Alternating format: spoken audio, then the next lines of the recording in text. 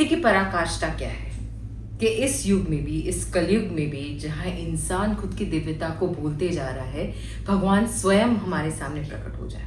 लेकिन ऐसा पॉसिबल है इस युग में? हमने ये तो सुना है कि हजारों वर्षों पहले ऋषि मुनि तपस्या करते थे और भगवान उनके सामने प्रकट होते थे और वर मांगने को कहते थे। लेकिन अगर मैं आपको कहूँ तो कि हम अब जो बात करने वाले हैं वो सिर्फ लगभग 150 साल पुरानी बात है।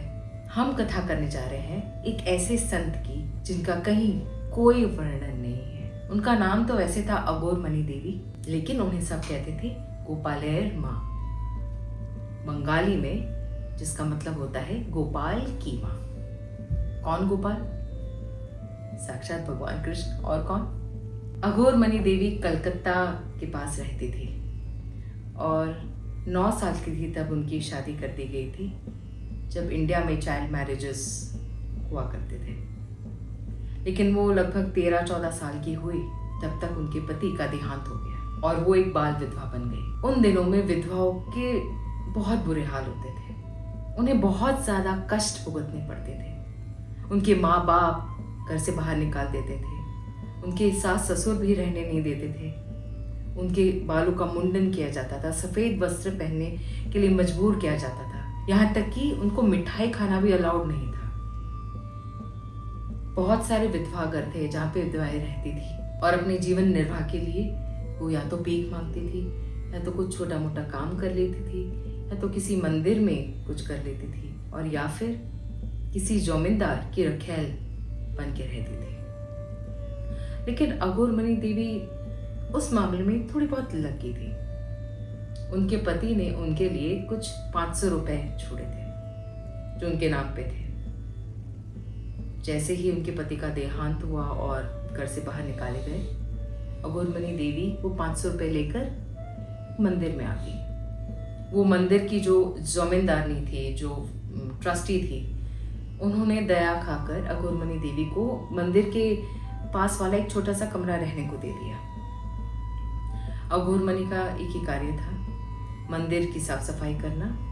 अघोर मणि उस कमरे में रहने लगी। अघोर मणि के पास सिर्फ थे 500 रुपए और एक छोटा सा प्यारा सा बाल गोपाल का विग्रह, जिनकी वो बचपन से पूजा करती थी।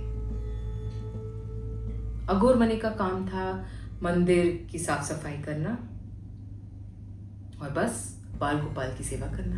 कहते हैं ना, जिसका कोई नहीं होता उसका भगवान होता है। बाल गोपाल अघोर मणि के लिए सब कुछ बन गए, सर्वव्यापी हो गए।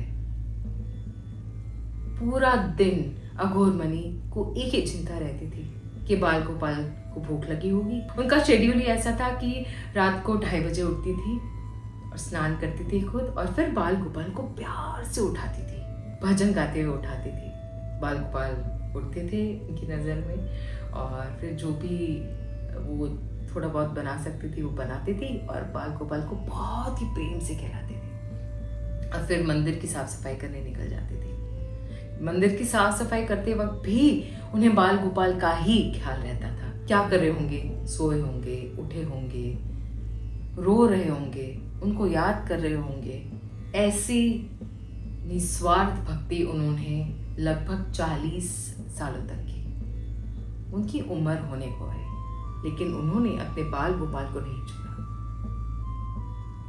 एक दिन जो जमींदारनी थी, जो लैंड लेडी थी, जिनके मंदिर में वो रहती थी, उन्होंने अघोर मणि को कहा कि चलो हम एक संत के पास जा रहे हैं, दक्षिणेश्वर काली मंदिर है, वहाँ एक संत है, सब बहुत बात करें उनके बारे में, तो हम भी दर्शन कराते हैं। अघोर मणि को बाल गोपाल के अलावा किसी में कोई रुचि नहीं थी और वो साधु संत महात्माओं में वैसे भी नहीं मानते थे।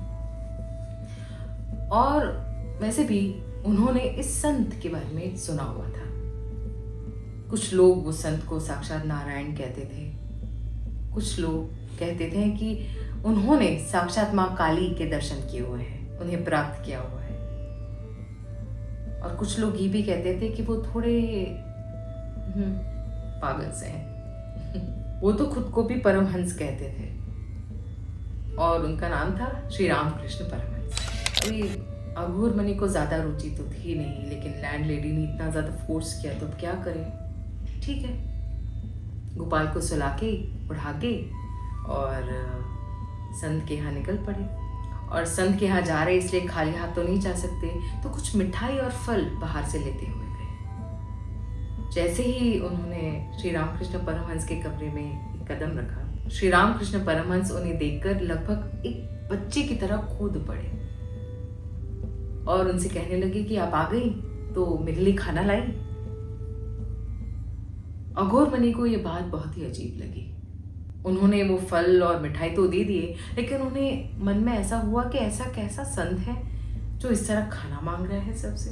मंदिर वाले उनको खिलाते नहीं क्या?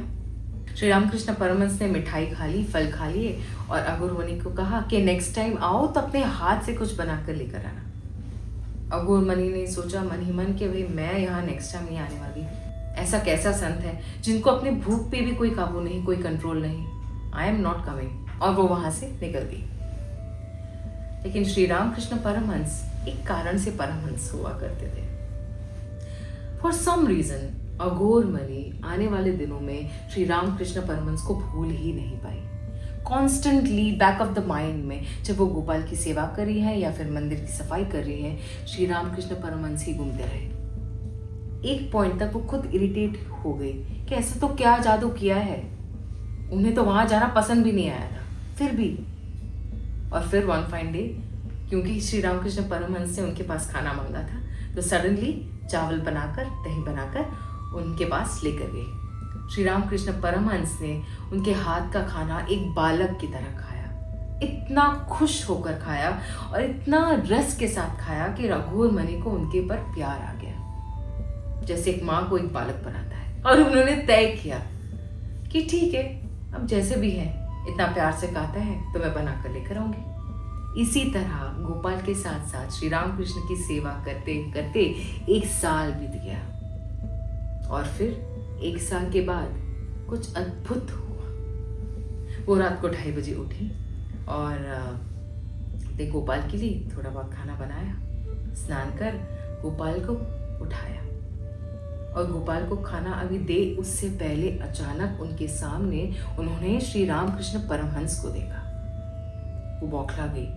उनको समझ में नहीं आया कि क्या वो सपना देख रही है। श्री रामकृष्ण परमहंस अंदर कैसे? उनका रूम तो बंद था। लेकिन श्री रामकृष्ण परमहंस उनके सामने बैठे थे, अपना एक हाथ इस तरह बाहर निकाले, जैसे अपनी माँ से कोई बच्चा खाना मांग रहा हो। अघोरमणि को समझ में नहीं आ रहा था ये क्या चल रहा है, ये किस टाइप का फिनोमेना है। उन्होंने जो भी था, जो प्रसाद के लिए बनाया हुआ था, वो लेकर श्री रामकृष्ण परमहंस को देने गए।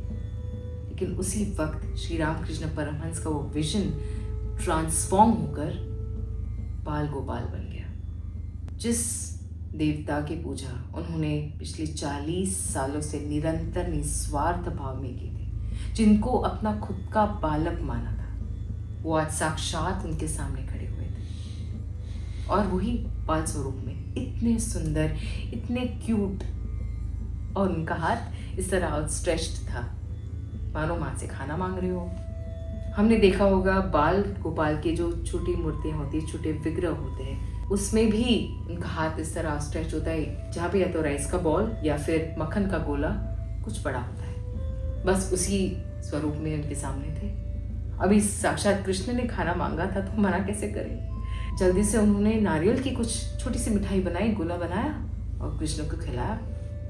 बड़े रस के साथ खा गए और एकदम छोटे बच्चे की तरह पूरे कमरे में इधर उधर घूमने लगे, खेलने लगे, उनके ऊपर चढ़ने लगे, उनकी गोद में कूदने लगे। वो इतना ज्यादा भाव विभोर हो गई कि वो जैसे ही सूर्योदय हुआ वो तुरंत श्री रामकृष्ण परमहंस के पास भागी। जब वो जा भी रही थी तब भगवान कृष्ण उनके कंधे पर बैठे हुए थे और उनके 2 पैर इस तरह लटक रहे थे और देख पा रही थी, लेकिन केवल वो ही देख पा रही थी। बाकी लोगों को तो समझ में नहीं आ रहा था कि क्या चल रहा है।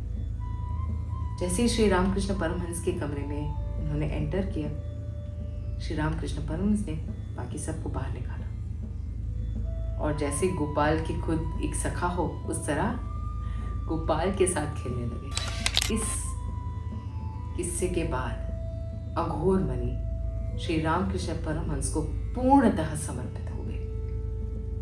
सिर्फ इतना ही नहीं, आगे चल के उन्होंने संन्यास दीक्षा भी प्राप्त की। केवल भक्ति के दम पर भगवान खुद उनकी गोदी में खेलने आए।